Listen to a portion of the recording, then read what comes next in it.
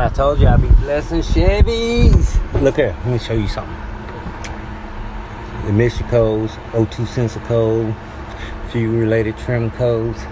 These two right here a lot of times be some of your problems. Let me show you where they're located. Right here. Show you why nobody never checks this. Show you why nobody never checks this. Goes right here. Okay, those two cause